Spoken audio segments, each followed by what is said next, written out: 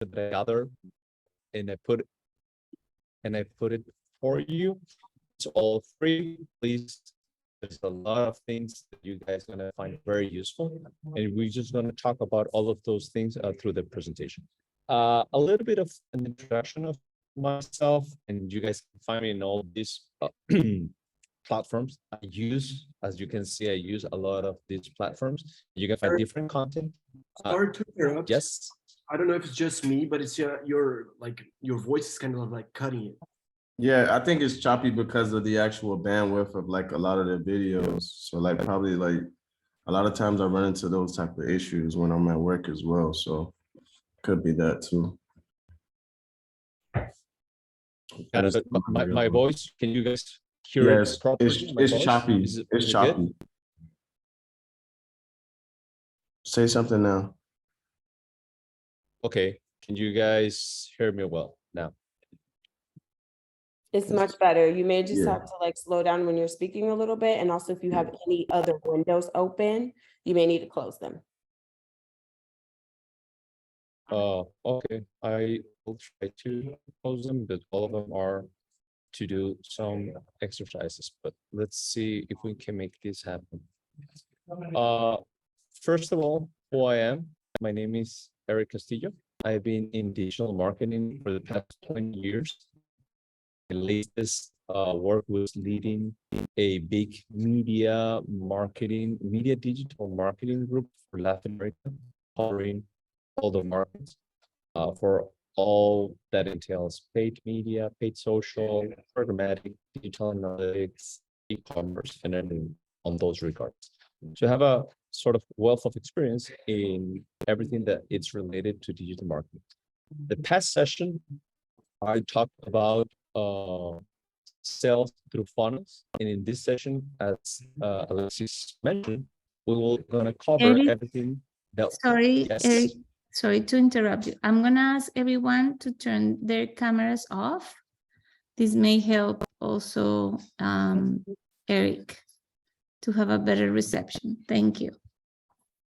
I'm gonna try to with mine as well and see if it gets better as well. And then I just turn it on.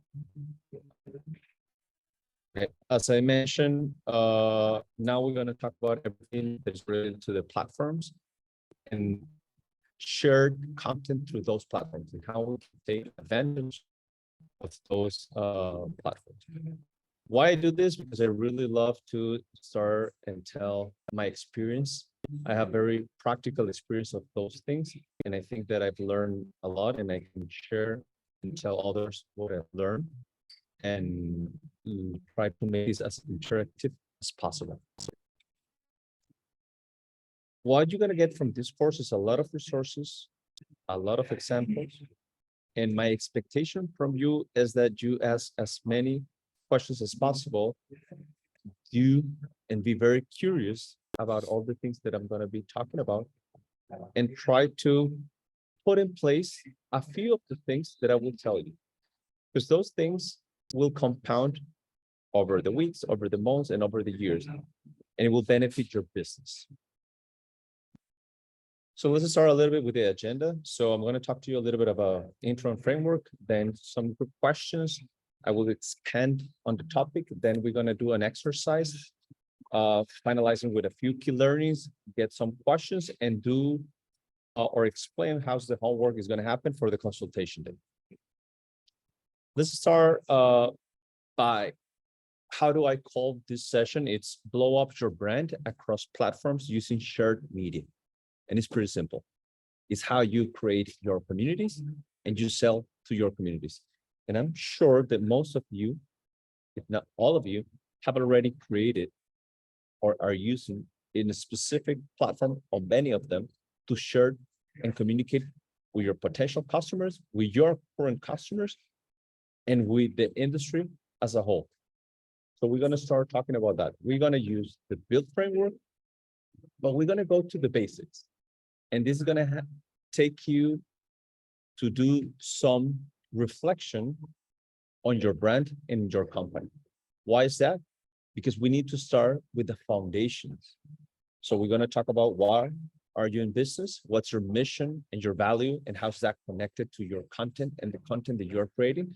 How do you create a culture of success just with goals creation? Then defining what's your content that you're gonna start using.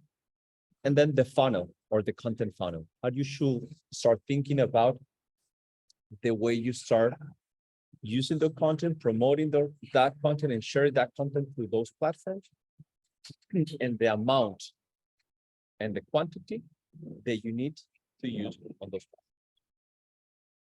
So let's begin with a quick poll, and if you can help me with that, Alexis, and send that poll so we can get quick answers.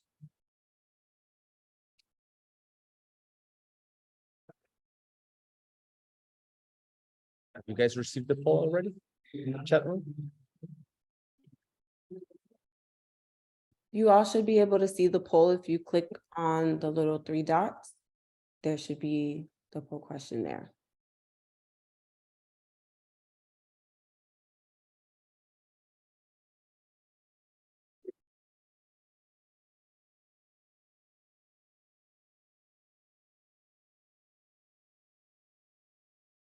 Okay, we'll give about 1 more minute for you all to answer. There's 2 or 3 people who haven't answered yet, and then I'll share the result, Eric, so you can go over the feedback.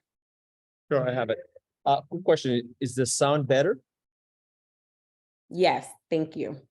Okay, cool. Oh, low.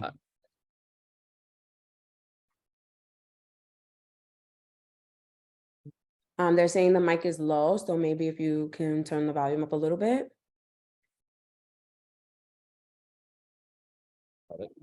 Second. Let me get as close to the computer as I can.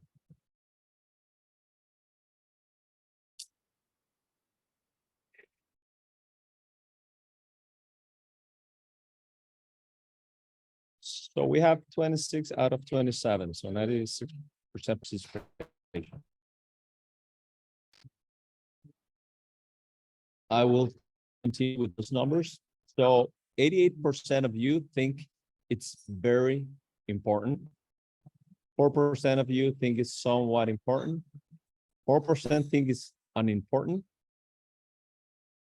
And 4% think it's certain.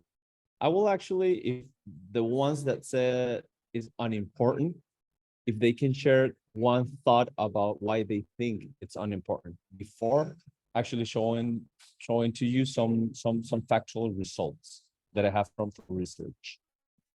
And if you wanna mention why is it important? No? Why it's unimportant? Yes, there's one person out of 26, which is the 4% that say it's unimportant. So based on that, if that person can share why she or he thinks it's unimportant.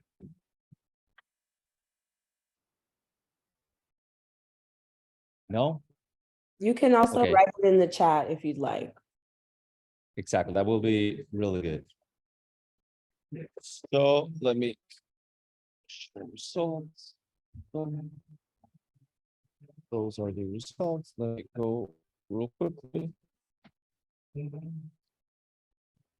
Pretty much all were interviewed and surveyed by TrueList. This is how their thoughts about social media, which is quite diverse. You can tell that from all the markets, this was based on a 500 sample list. 2.5% think is unimportant, 58.8% think is very important, then 30.5% think somewhat important, and you can see the numbers, right? So this gives us a little conclusions. 70 to 80%, or almost actually 90% of the marketeers of the 500 S&P 500 companies across the globe think that social media is important for their business. And I will agree Eric, I'm so 100%. sorry to interrupt you again. I'm so sorry. I'm from Brazil, so if I cannot understand anything that you're saying, it's like it's cutting a lot. Yeah, if you can repeat the Is result. the headphone connected to the Bluetooth is the issue. Yeah, I think so too. I think it's something on the microphone. The microphone, it's getting your audio and it's repeating this, and that's the reason why it's cutting. So Okay, let me take out my headphones. Just give me a second.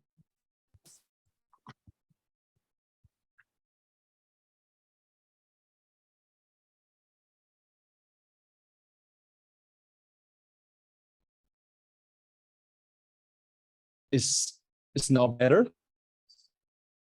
it looks like. Yeah, so far it's much better. Can you repeat the information that you were saying prior? Of course. Thank you very much. Thank you. No worries.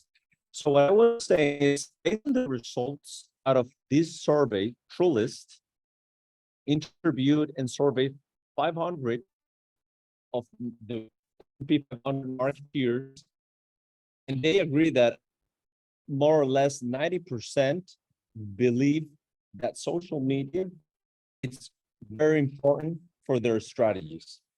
And I said that I agree 100% that social media and every other platform that is out there, it's very important for your business. The question is, which of those platforms is the one that is most important for you? So here, the strategic thinking behind this survey is defining what's the right platform to share your content, because not all of them are very important. There is one thing that you guys also need to understand about the shared platforms, is that shared platforms are rented. What I mean by that is, even though you are creating your relationships with customers or potential customers in those platforms, you also have to think that you are renting that space in that particular platform. Let's assume for a moment that TikTok gets banned in the US. Everything that you have created in TikTok, at some point, if it gets banned, you won't have access anymore.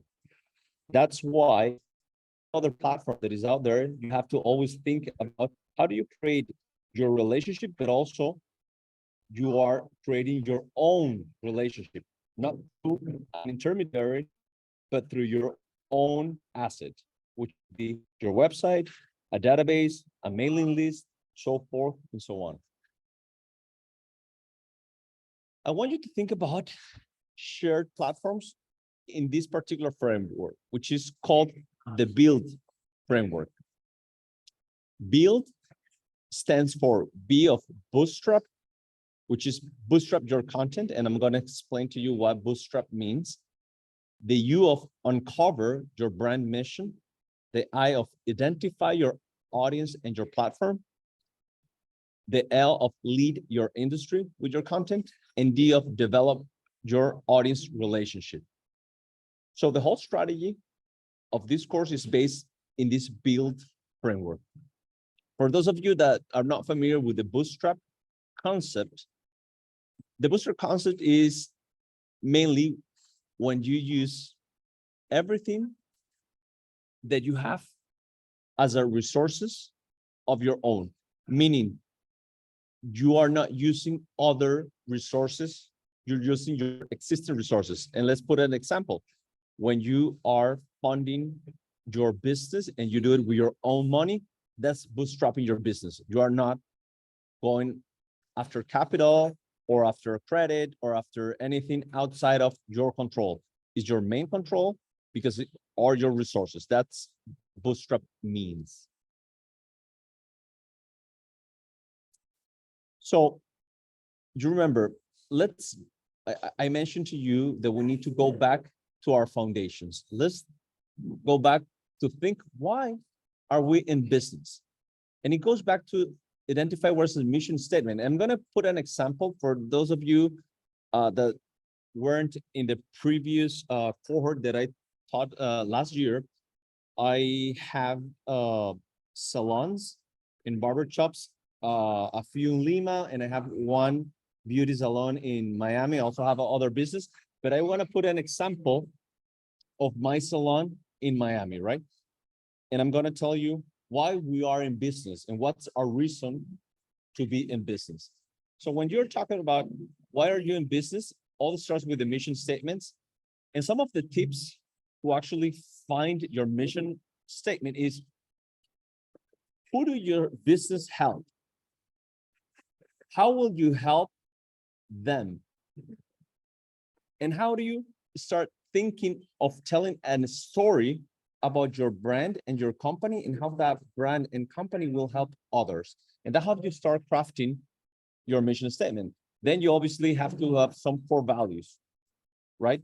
In core values, some of the tips is less is more, make them worth remembering, don't include multiple words that essentially mean the same thing. And finally, have a tagline. And this is obviously up to you. It's not necessary to have the three of them, but at least have a mission statement, where you want to be, where you want to go.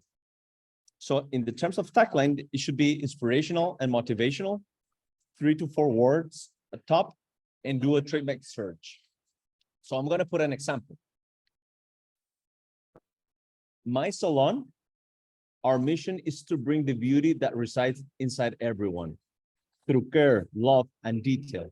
We want to make every client feel and look beautiful from within, so everyone can see it. That's our mission statement as a company.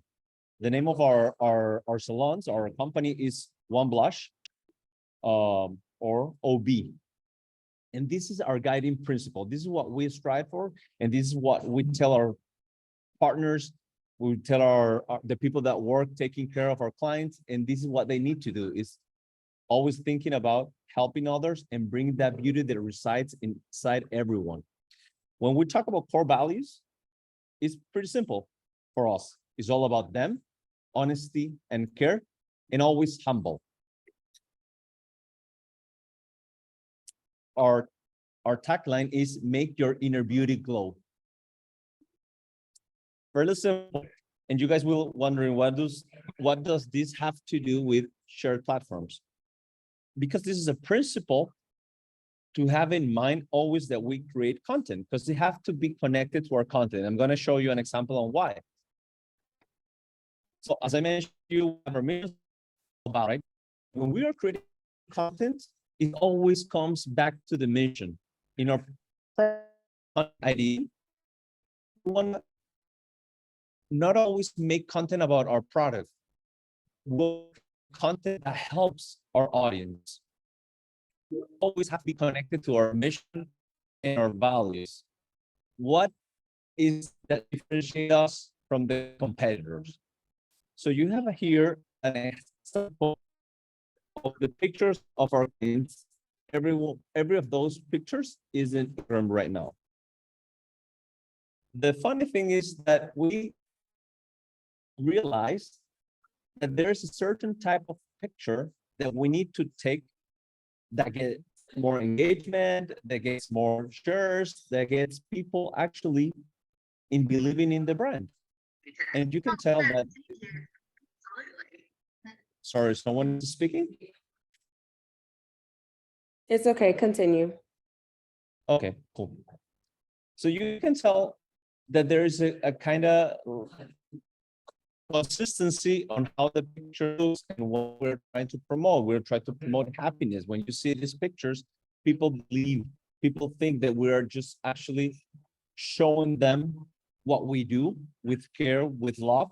And also you see our happy. And that's our principle. That's connected to our mission. We could have started putting products there and our stylist there, just keep consistency on showing happiness, showing the style that is looks after the result of our service.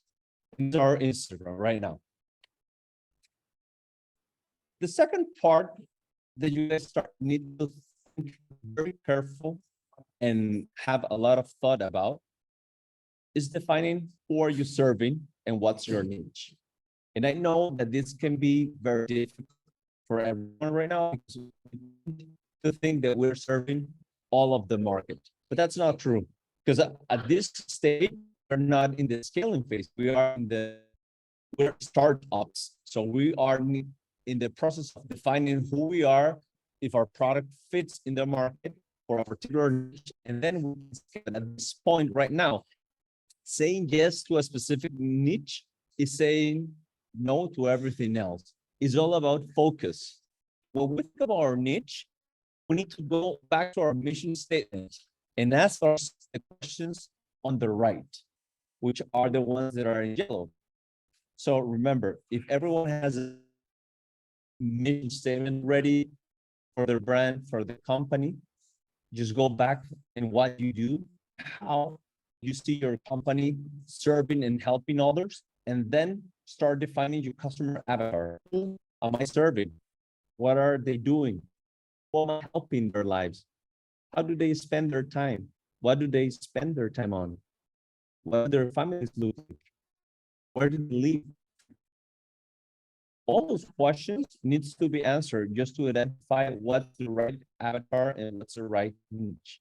And this is because when you start talking through content in those shared platforms, those niches, you're going to stick to certain type of content that you know that resonates to that niche, because that niche won't be similar to other cohort of audiences.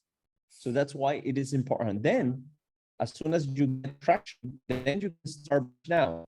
At this moment, it's so crucial that you stick to one particular avatar niche.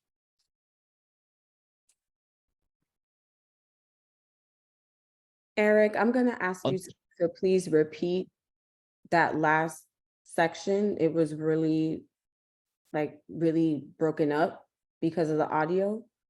So maybe like take a second and then repeat that last portion, please. Thank you. Sure. Okay, so defining who are we serving, what's our niche? Saying yes to a specific niche is saying no to everything else.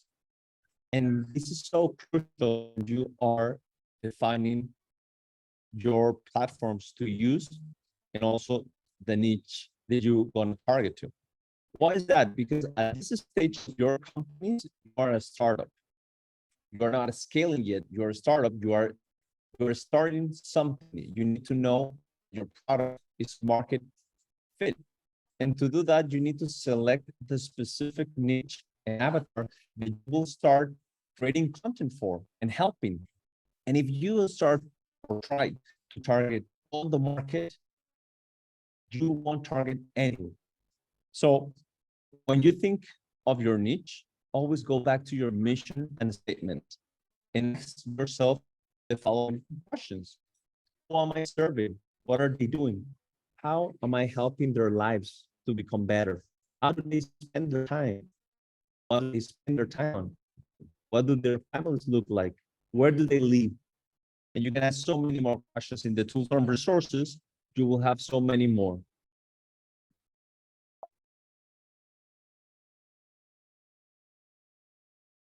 Understanding the value of what you are producing. Sorry? Erik, I have a question real quick. Yes.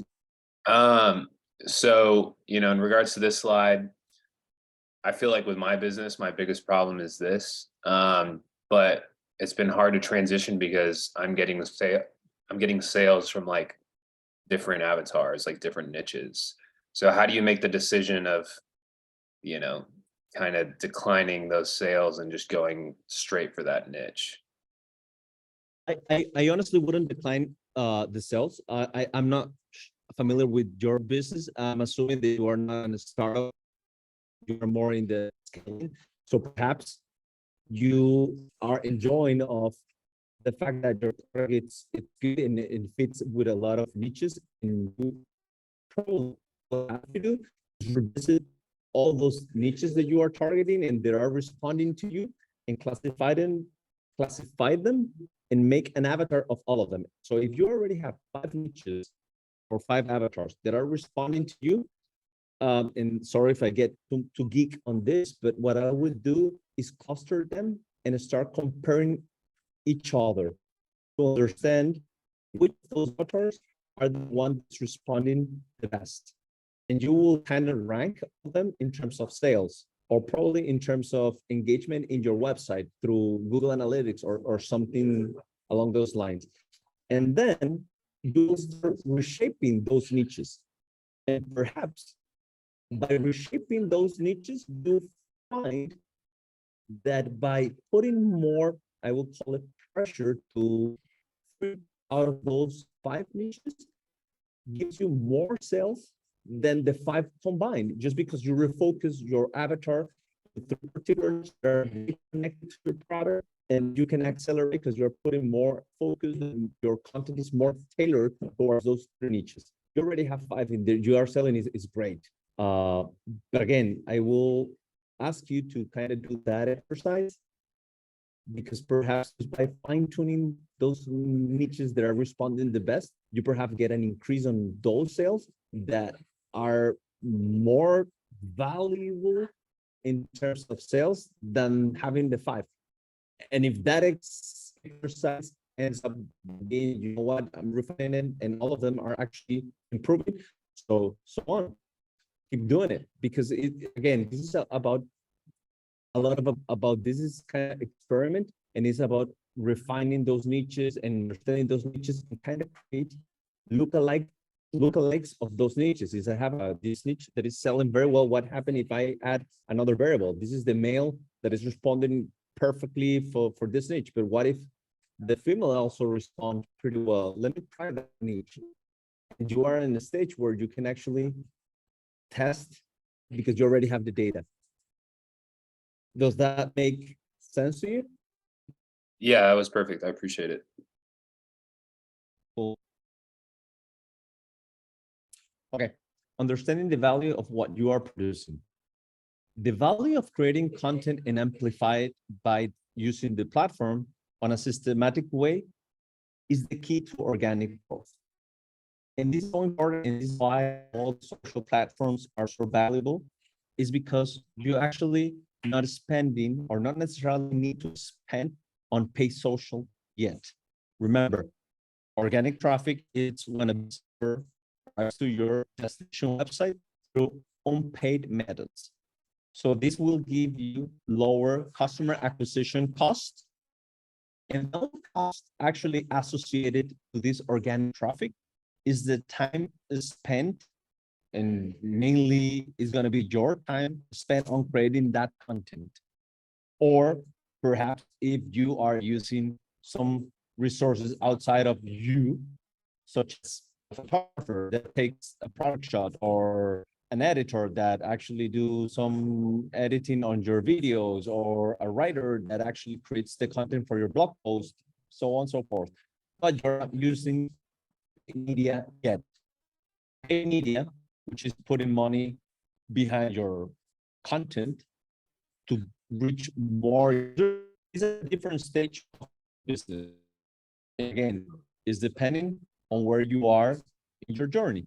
But if you're in a startup, I will not suggest right now to start using paid media, because what you need to now validate that the content that you are creating resonates to your a specific audience in an organic manner. Because if it does resonate in an organic manner, you are creating your community for it.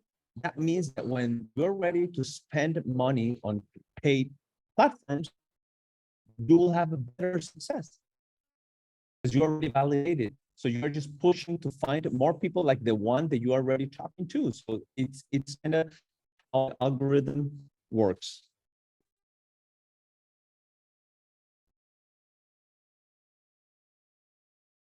So this side, it's about how to build a culture of success and goal-oriented culture.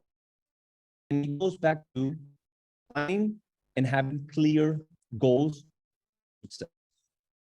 And I love this quote: if you fail to plan, you're planning to fail.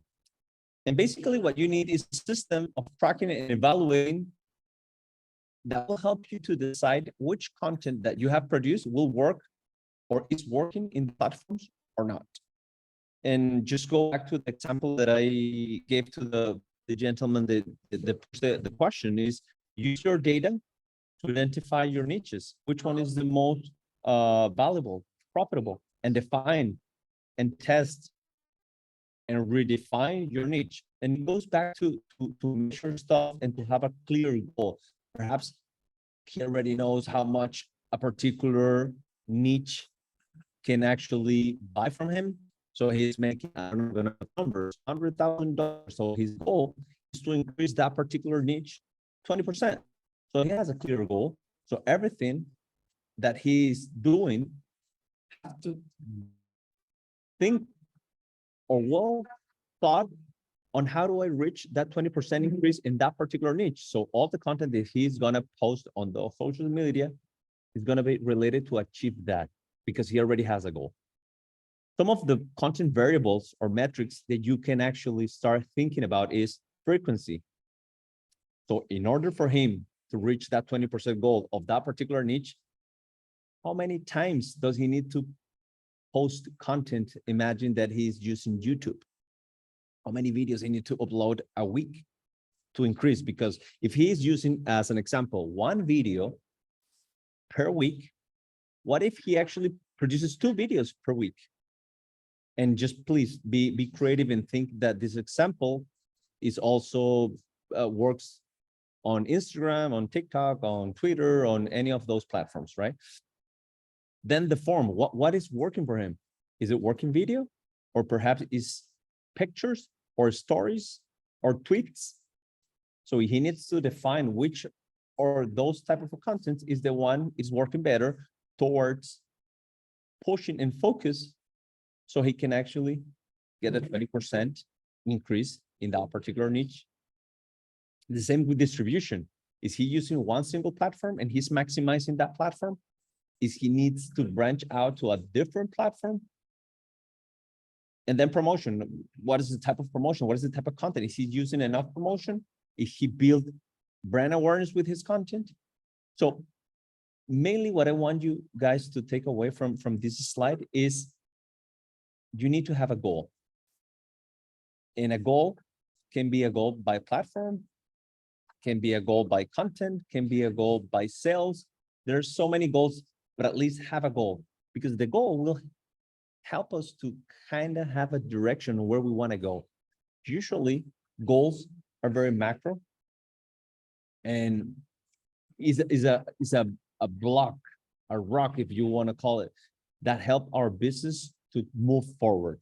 Then we have what they call the KPIs, which are or stands for key performance indicators, which is those metrics that help us know if we are in the right path towards the goal. Again, with the example that I made from that gentleman is he's want to increase 20% on sales for that particular niche. What are the KPIs that will tell them that he's in the right path? Perhaps increasing the visits to his sites from organic traffic coming from YouTube.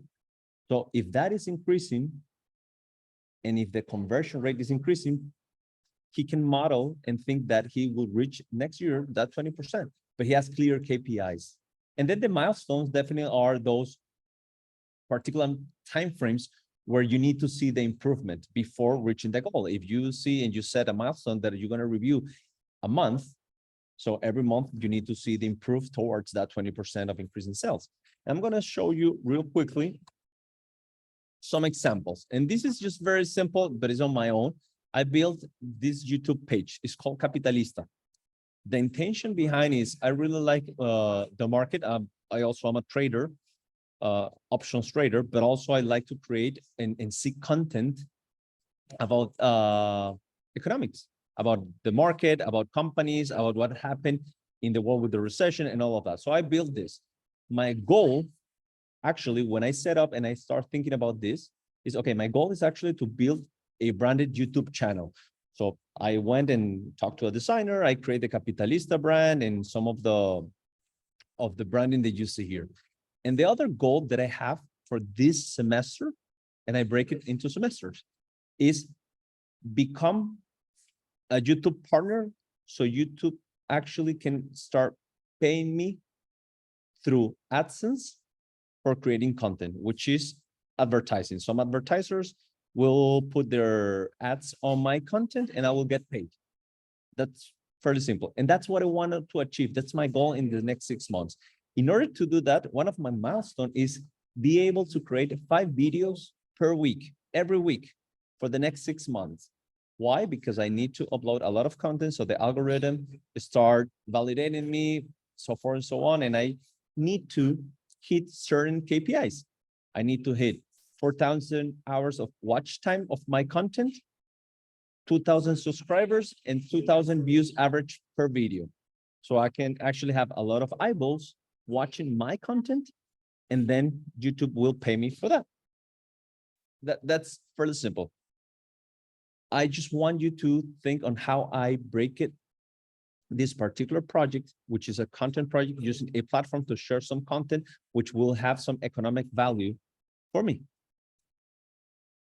And I wanted to pop up a question if anyone that wants to respond is, does any of you have some sort of mechanism? And if all you guys do, amazing. But if any of you wants to share quickly, if you guys have a mechanism to actually reach your goal, you have milestones and KPI, and you can share with the audience, it will be great.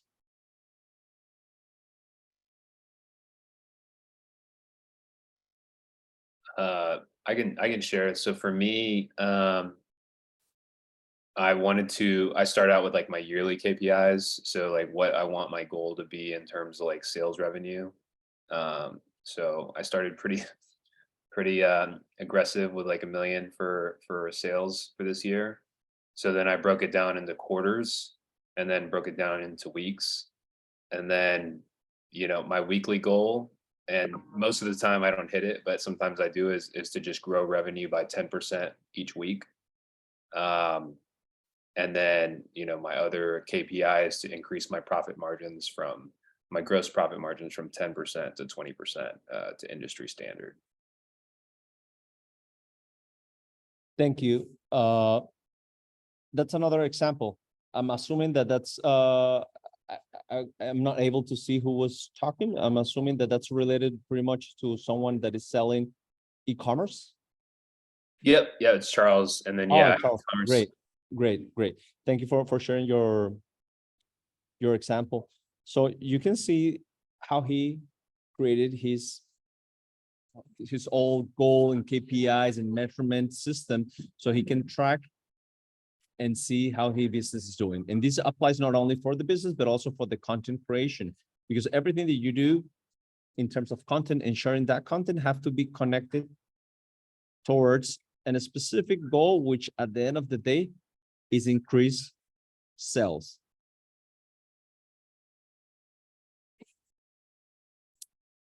Here you have some examples of other companies that are doing pretty well using shareable platforms. Then and I usually get very niche type of companies, because I think that at this point they do very good by being focused on niches. But you have at the center the beard brand. Beard brand, it's a brand that focuses on males specific, the ones that are leaving their beards and the mustache, and they take care of, and they use products to take care of their image for the mustache, for the beard, the hair. They selected that specific niche. You can see how many followers they have, but they create a lot of content, a lot of pictures of that type of a avatar. They say selling a lot. I'm assuming that they are in the rounds of, I believe it's like 20 million a year. Again, they're not a startup anymore, but they started as one in this for the last years. So what is very important is all these brands that you actually will check and see how they are performing and what they're doing, is they all are much like you. They didn't have investment on the outside. They all bootstrap it, and they reach to a point by creating the content that focuses in their niches, and they're expanding. The other one is in Instagram for barbecue, all things barbecue, and they are creating so much content around barbecues and all the products that are needed to be a better barbecue maker. Then you have Wheat and Park, which is a couple that creates letter work on demand, and they create beautiful content of all the products they do in e-commerce. For me, it's critical that all of you, if you don't have already, is to start using competitors, the industry, the category, subjacent or adjacent categories to find inspiration for your brand. I'm gonna go quickly, and as an example, I use one of the members of Passport, the one that I thought that I love their content that they are producing is called Begalia. And is an ice cream manufacturer, very, very good content, quality content. And they produce very nice, very touchy, very well designed content. And you have two of my salons. You see the one that is in Peru is the one in the center, and the one that is in Miami is on the right. For me, what is very important is that you start tracking and creating your own database of inspiration. And you will find in the tools and resources an Excel, a Google sheet, fairly simple. Where you Excuse start, me, Eric, I'm sorry, the slide has not switched yet. So do you want to give it Okay. a second? sure. Yeah, thank you. Okay, cool. So what you have here is a database that you can use, and it's a simple Google sheet where you can put and dump all the inspiration that you have.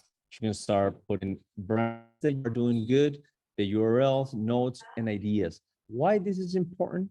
Because again, creativity is an exercise that is mainly the result of combinations and inspirations from others. So it's a process of building on top, I call it, right? So by having a database of those brands and those companies that are doing it right, it will help you to kind of follow their strategy, follow some of their ideas. It's not copying, it's just inspirational. But having the resources that you can start allocating all those informations will help you a bunch. So again, deciding which platform or which share platform and what type of content you're going to create is a problem of choosing. And why I call it a problem of choosing, because everything in life is about choosing. And choosing is a dichotomy, because when you do one thing and you choose one thing, you by default are rejecting other things. And that's why it is important to choose. And to choose is, what do you like? It's also connected to you as an entrepreneur. Remember, if you like to write, if you like to take pictures, if you like to do videos, you like to be in those videos, or you like to, I don't know, be the one editing, you need to choose and what's easy for you. At this stage, also, pragmatism isn't a skill. And choosing what do you like, what type of content you want to create, who are you talking to, again, your audience, why you are talking to them, and what success looks like is what is going to give you the framework to start deciding. Because remember, you can't be everything to everyone. So you have to, again, in terms of choosing, decide what you're going to do with your content. Are you going to educate? Are you going to entertain? Are you going to inspire? And again, you can do the three of them. You can do one of them. You can do two of them. But you need to be clear in what are you doing, or why are you educating? If your niche is all about being educated, so you need to stick to education and start creating how-tos of your product, because it matters to that niche. If that niche is sensitive to understanding how an ice cream is created with organic processes, and the raw material is organic, sourced from very well known organic farms, or so on and so forth, educate about that, because that niche cares about that. But if you want to, if your client wants to be inspired, perhaps it's about creating content regarding inspiration, quotes, and how others are succeeding towards using that product and how that inspires others to believe that that bright future is possible.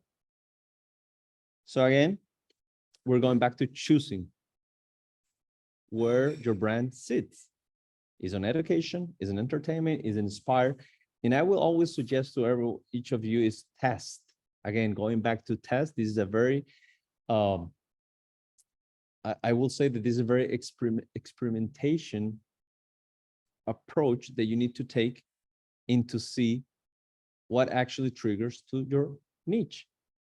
And then pivot. There is no problem like having your Instagram and you started educating, but you realize that the engagement just dropped and you find out that you do some tweaks to your niche and you realize by an interview of your niche that they like to be inspired better than educated. They don't want to learn that much because your product actually solves all their problems. So they don't want to understand much of your product, but they want to inspire what your product allows them to do in the future, to believe, to be. So then you just change and you don't have to take out all your content you already created. That's fine, that helps. But you're pivoting towards inspiration. That's the type of content that you're creating. And then it's finding your perfect medium. And I see so many times entrepreneurs trying to do everything, right? From YouTube, from blogs, from Twitter, from Instagram, now TikTok, Snapchat, everything. And again, so much, it's so overwhelming because at this point, maybe you don't have the resources to have a team of community managers, content producers, all of that for each of those platforms.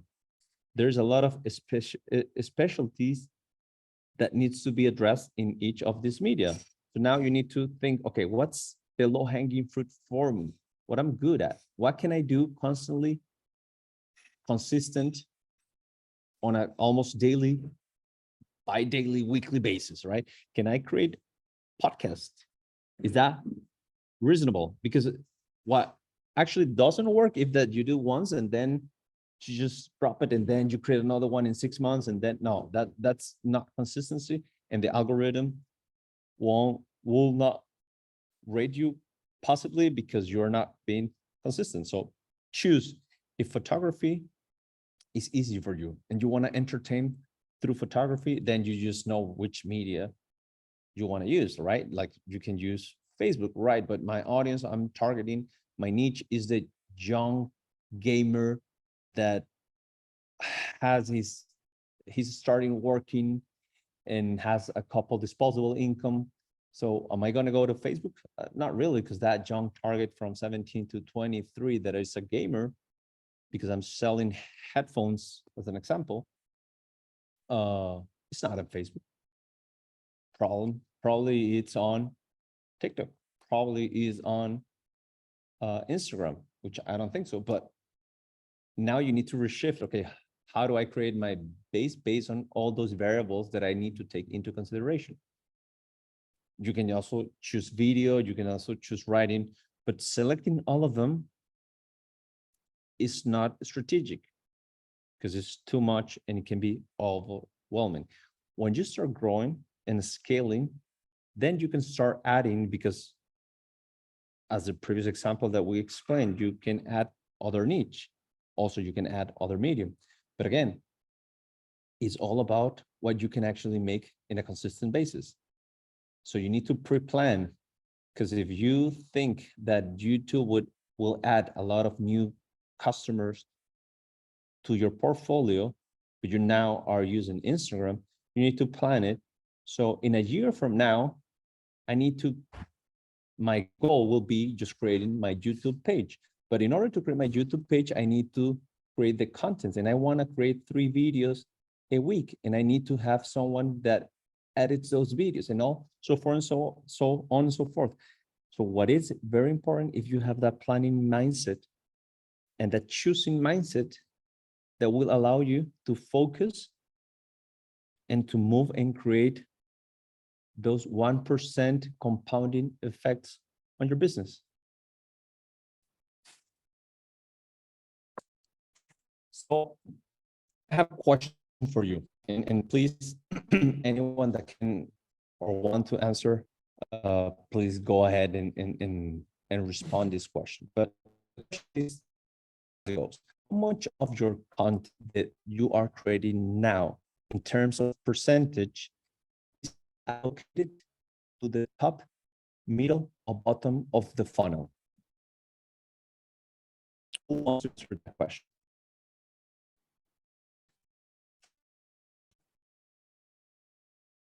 I'll answer.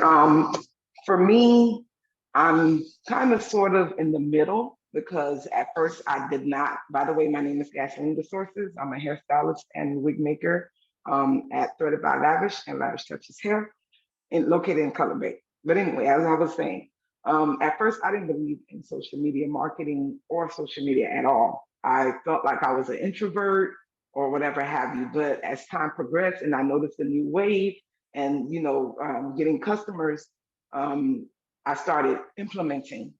It's hard sometimes as a hairstylist, you gotta work now on cohorts and stuff of that nature. But I learned to, if you prioritize yourself, set a calendar or a time of date, and like you mentioned about having topics relating to your niche, it'll help you a lot. I'm still working on my captions and hashtags, not to be too wordy or too short, but I'm educating, sometimes entertaining my audience. And that's how they come in. Thank you. Beautiful. Thank you. And if I can ask you something, from all the content you are publishing right now on your Instagram, what's the percent that you will think you are putting towards awareness about people getting to know your brand? And what's the percentage that you will say it's about considering your brand? And what's the percentage that you will say is about selling, hard selling, discounts and all of that? Like, if you can, out of 100%, what's the percentage number that you will kind of allocate to each of strategies on a funnel? Okay, so I would say for educating, 60%. Sales, I'm not so great with that, so I'm still learning the marketing stuff. I'll say like 10%, 15%. Got it. Perfect. So just think those percentage and we're going to move forward with the presentation. So the content funnel, this is pretty much how it works, right? And this is the simplified version. You have 3 sections in the top being that part of you want to build your brand awareness, because your niche not necessarily all know you. So they need to know you first in order to trust you, right?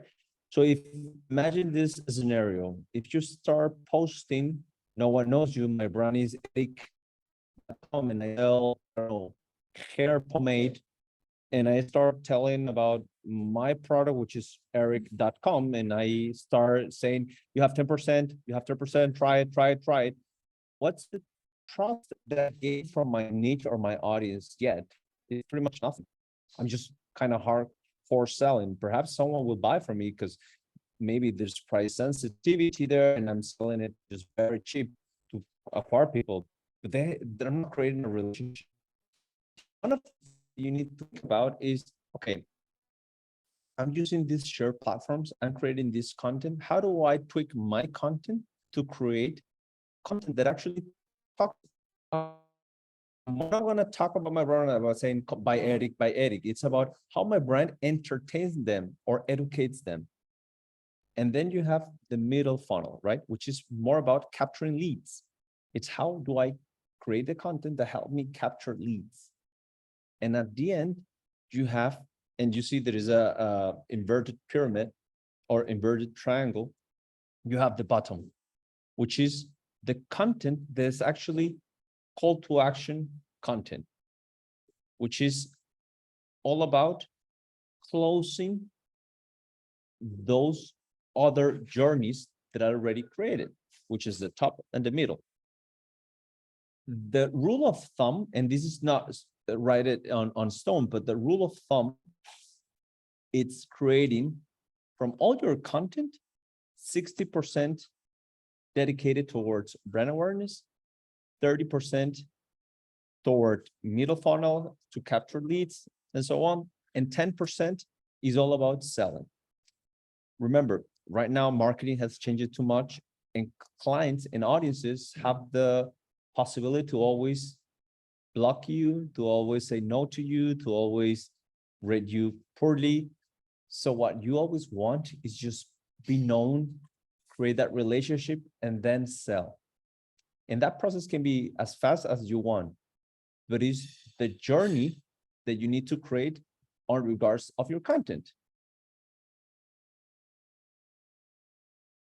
Just because apparently the bandwidth is not working right now, I don't want to just take you through these videos, but I grabbed 3 videos that explain exactly how this funnel works. So you have the video, and when you get this material, you will be able to link here and see how this brand talks about awareness without telling you, buy from me. They just explain, they create a content explaining how to do a fade on a mail help. And they obviously have their logo, they're mentioned, then this is brought to you by beard brand, so on, so forth. But they don't say anything about selling. They are just educating their niche, their audiences. So put yourself in the audience's shoes. They're just receiving very valuable content. Their audience right now, their niche are the barbers at this stage. So imagine if they have a YouTube page that becomes an educational resource that always update this type of content for them. That's magnificent, because why? Once that relationship is created, they will buy that product to sell to their client. So these become kind of B2B, B2C model. Then you have the second video where it's all about talking about some of the products and explaining the benefits of the product. And then you have the last one, which is a specific package unboxing type of a video with specific products for the brand that you can buy from YouTube, take you directly to the website to buy it. Specific call to action. So you have 3 types of contents, and you can check it, look at it, and see how this content is created, just responding that funnel mentality. Now, the percentage that I explained to you before, the rule of thumb of 60%, 30%, 10%, I have created a sort of a Excel type of a very simple Excel, Google Sheet type of a calculator, where you can select all the platforms that you already are building content for and start imputing the amount of content that you are creating. And it will tell you how many of those total contents have to be for each stage of the funnel and the combination of all the platforms. Why is this important? Because then if you are creating in the planning session, you are thinking about, okay, let me create for this month 10, 20 pieces of content, and are going to be divided by Instagram pictures and then text for Twitter. You need to think, okay, how many of each will go towards brand awareness, how many to each to capture leads, and how many to each to sell. And that simple calculator will give you sort of an output and highlight if you're doing it right or doing it wrong. Again, minds of customers work sort of as a journey. I need to know you. I need to trust you in order to buy from you. So you need to also talk in that manner when you build your content. It's hard for the brands only talk about pricing and talking about or sell, because what you are doing, it's only moving the needle of price sensitivity. You are not creating a brand that people will love. And what that brings is just less margin, make less money, and suddenly when a competitor captures the love of the customer, and you are out of business. So that's why this combination of creating the brand to be loved, to be considered is the right frame of mind and the right framework to use when you create and pre-plan your content. You still with me, Alexis? Are we good? Yes, we're good. You have about 18 minutes left. Got it. So best practice to produce content. Okay. First, batch produce means is create big amount of content. When I mean content is 10, 20. If you are about pictures on Instagram, just get block your time, 5 hours on a Saturday, and just get rid of all the content that you need to produce for that particular week, month, or whatever. So another tip is block time to set and create that batch production of your content. Then obviously have a posting calendar. So important having a posting calendar, and I also attach in the tools and resources link, you'll have a sample to actually plan and put it all in your calendar and know when things need to happen. It's all about pre-planning and then commit to your audience, right? That's about consistency. If you are not delivering constantly, people will forget. And also the algorithms, which is very important. One of the tips that I always recommend, you guys heard me before, it's stick to 1 or 2 platforms at the beginning. 5, 6, or all platforms, it's later in the road. Right now, honestly, while you're scaling or while you are starting up, you need to focus.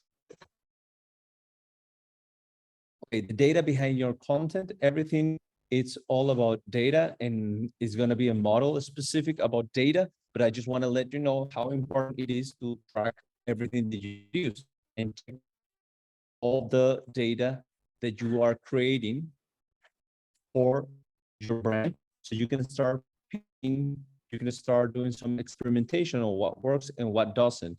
Just a little bit of an example as a screenshot. Organic search, direct referral, social networks, you can start seeing people that are arriving to your site and buying from you, where they're coming from. Is your social share platform working better than the organic search? Okay, so now you need to do some homework on the SEO, search engine optimization. Stuff like that are very insightful. So if you want to grow and scale, you have to make decisions based on data, not only based on your gut. This is very important. Here you have 4 platforms that I use. Those are for paid platforms, but those are platforms that help you a lot to automate your workload. It's all about automation, and this will help you to actually connect all your social platforms and schedule it. Perhaps using a different one is good. There's no one better than the other. I think that those are resources for you to explore if you wanted to actually do some automation to your work and facilitate the delivery of content for your potential customers and your current customers. Here, it's pretty much informational, but where's the community hangout? And you can check what are the platforms that have more people and what type of people and what they get inspired, right? If people are using Instagram just for lifestyle traveling, you just can't start putting download white papers of very technical, I don't know, air conditioning manufacturing. It doesn't work that way, right? We need to talk also specifically to the platform and what the platform is used for. There's also one strategy that works very well, and you guys in your different journeys I'm thinking about, and is about building collaboration to expand your reach. In the category, there's a lot of influencers out there that are maybe talking about what you are actually selling, and you just want to reach out to them. And what is important is that you need to find your collaborators, is reach out to your audience, people that inspire you, try to do one or other projects with them. Why is that? Because they have an audience already built.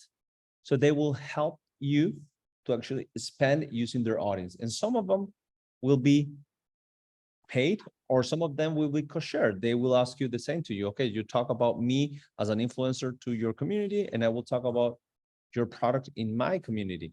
So those type of collaborations will expand your reach, will help you, give you credibility, so on and so forth. How you do that is basically going to network events in the niche that you are working on, meeting people, like-minded entrepreneurs, keep a relationship with them.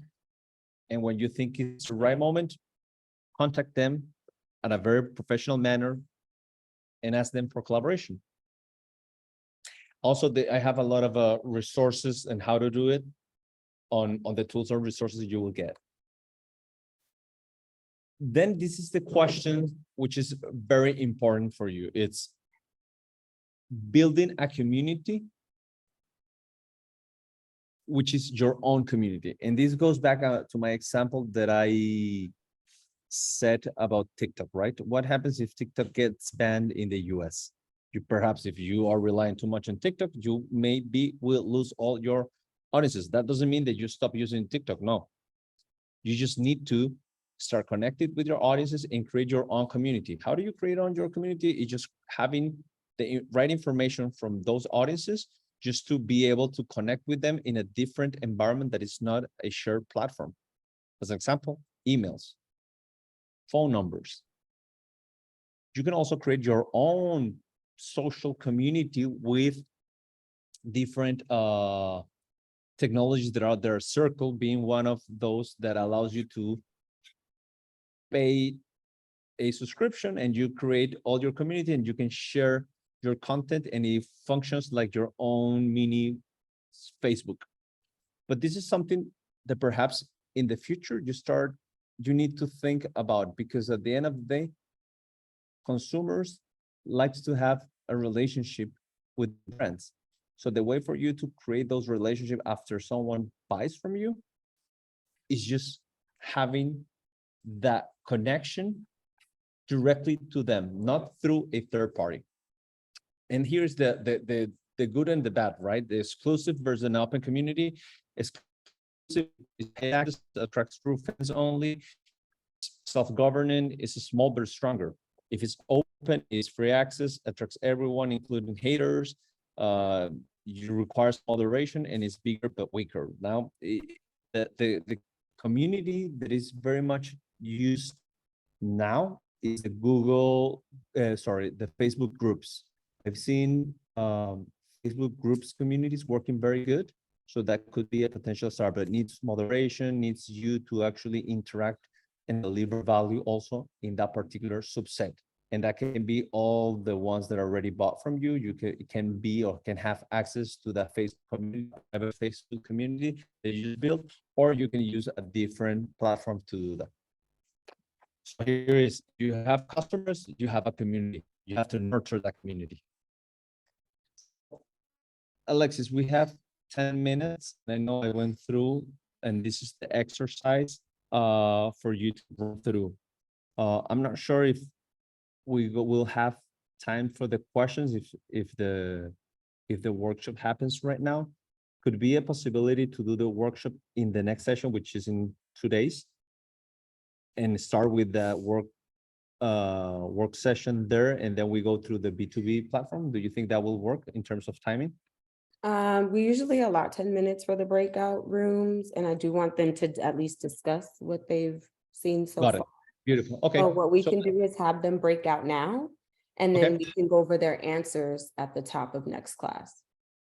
Got it. Perfect. So guys, this is fairly simple. You guys are gonna be splitted, and this is 3 companies. Please assume a lot of assumption here. One is a burger joint, the other one is a salon, the other one is one of the companies that I work with in the last cohort, which is a spray tanning product. Then the other one is an e-commerce that sells to consumers just healthy products, proteins, caramel proteins, stuff like that. So what you need to do is just gonna get separated. Each of those groups gonna get one specific of those companies, and you will have to create a vision for the company. Pretty much what we discussed at the beginning was the mission statement of this company, define the avatar, then plan what you're gonna do in terms of KPIs for one quarter, then select your platform, and obviously think why you're selecting that one. Select what type of medium you will use and the type of content. Implement a funnel strategy, that's the most important one that I want you to kind of practice and talk about. It's okay, that's my funnel strategy. What's the type of branding that I need to build for this particular company, and how many, and blah, blah, blah. There's no right or wrong. There is just the purpose of you is for you to exercise what we just discussed. And then sort of implement a content calendar for a month. Pretty simple. And some of the KPIs associated to that content calendar. Cool?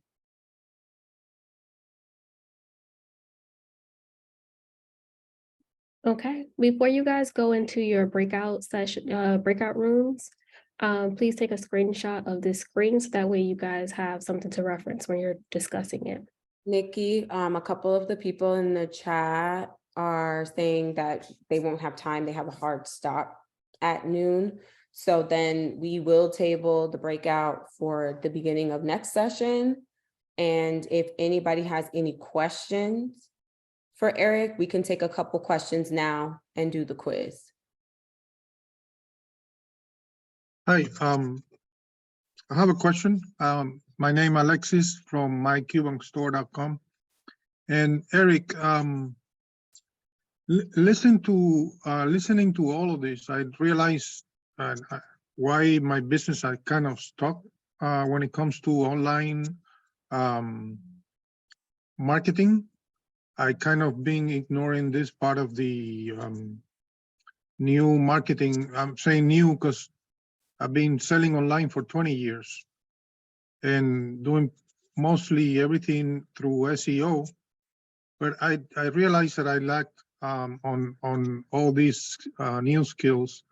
And my question would be, it seems hard, and it seems like it takes a lot of skills, like when it comes to making videos and photos.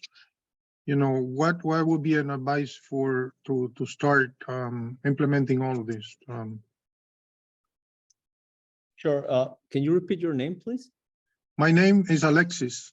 Okay, Alexis. Good. Yes. Very nice to meet you. Alexis, quick question. So you were focusing on SEO. How do you learn to do SEO? Because it's not an easy task. So how do you learn to do that? Well, you know, it's throughout the years I learned by reading and by taking listening to videos and following other companies. So this is the same thing, man. It's Yeah. no easy way, but it's exactly the same thing.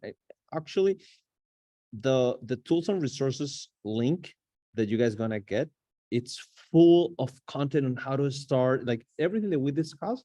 I put resources from it, so you will get everything from how to start it, from guides to how to create your social media campaign, like everything. So start just going through every single link. That's my recommendation. And the way you did it on SEO will be the same.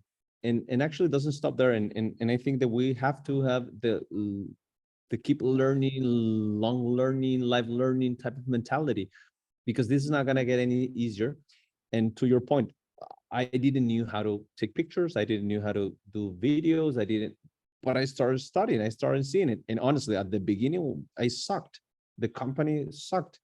But it's just about being consistent and saying, yeah, I will improve in this, and this engagement is not working. I think I need to do X, Y, and Z, and doing it and checking it. And it will come like it did on SEO. The only thing that I can tell you, and I'm sure that if you are disregarding social media, definitely you are going to be stuck only on the sales that comes through SEO. And actually, and I'm sure you know this, but social media is actually influencing a lot of the SEO right now. Yeah. So you need to think about the SEO that happens through social media, which is super important. So it's about the concept of findability and how they find your brand in every single space and corner of the internet. Again, just not to repeat myself, but I will say that there's not easier route for this, but there's everything is already free and created just for you to learn it. And again, it's hard at the beginning, but it comes easier. I'm sure that if you already did SEO, which is quite hard, I will say, because it requires a lot of technicalities. I'm sure that this content creation will be simple in terms of how to create it. The hard part, I will say, in the social media creation, it becomes you. I mean, not you, Alexis, I mean all of us. It's just being fine, but not being perfect. And we always wanted to be perfect, and we never move forward because we are our worst enemies in terms of criticism. And we are not launching, we're not producing, because we wanted to know and get the best photo skills, the best audio skills, and that has stopped us from moving forward. And I will say that when you reframe your mind and decided that, you know what, I'm just gonna do it, launch it, and start improving from there, is when things start getting better and you get better every day. That's my full recommendation. It starts with you and acknowledging that it's not gonna be perfect, but you just need to be consistent and keep going and move forward. And that's what an entrepreneur is. Yeah, I agree. Thank you so much. No, thank you. Another question? We have time for one more question.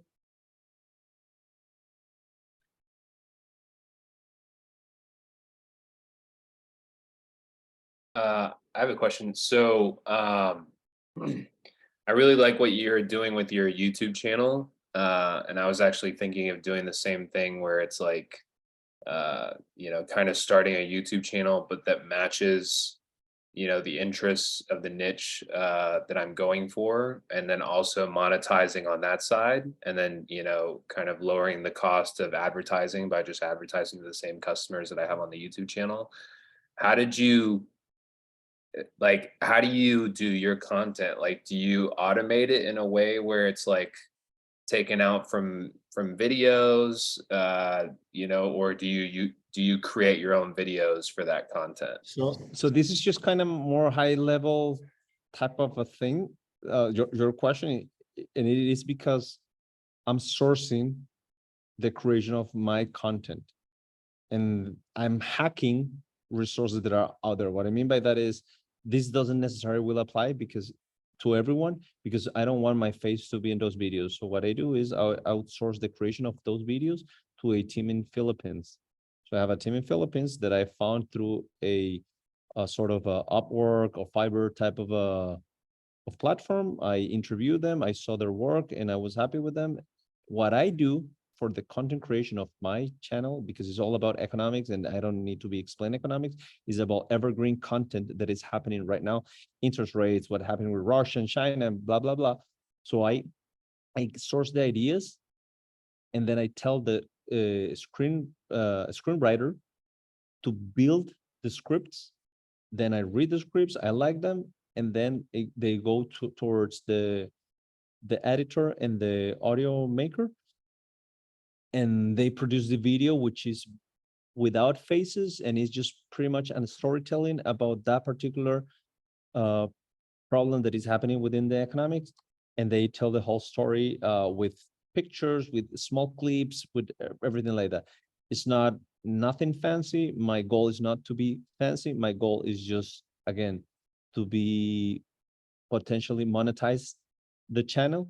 And then once it's monetized, I will upgrade everything that I need to upgrade to make even a better content. But again, just sticking to my audience is just about economics, is about having a goal that I have for the next 6 months, which is monetizing, and then I will upgrade everything else.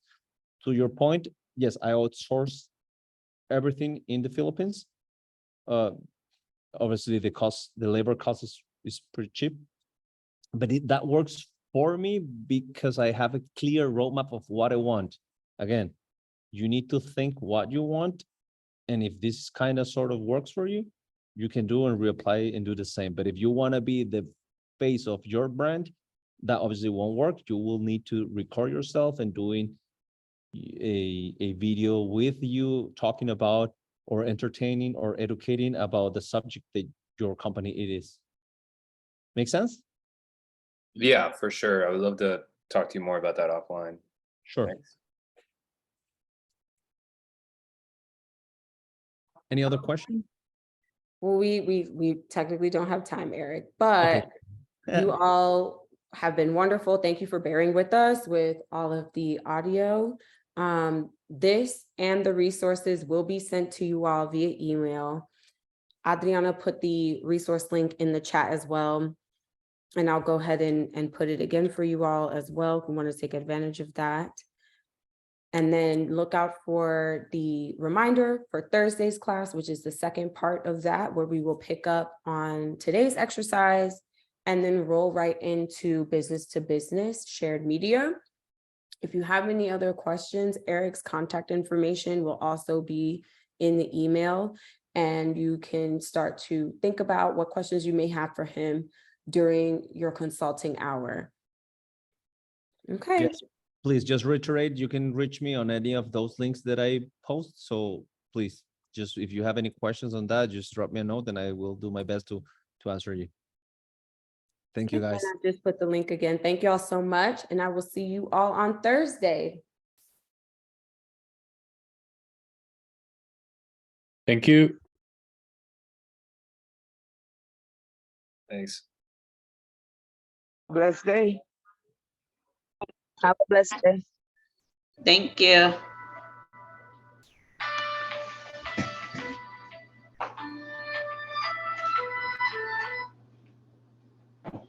Hey, son.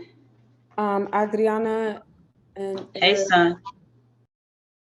can you guys hang back for a second? Thank you.